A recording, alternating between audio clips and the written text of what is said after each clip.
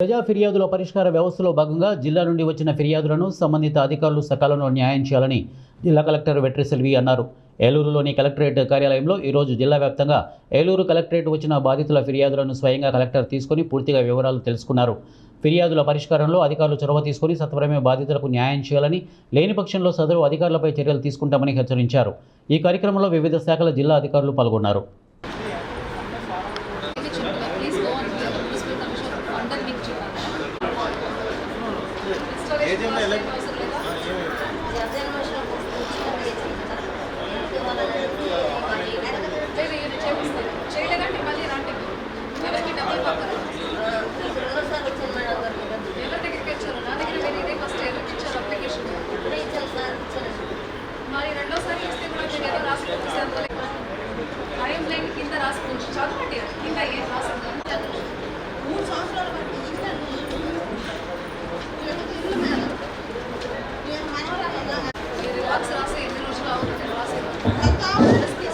RSP department kadalsi RSP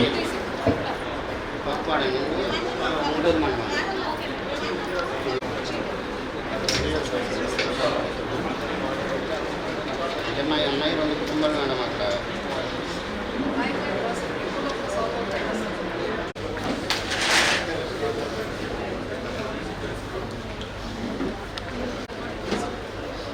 sir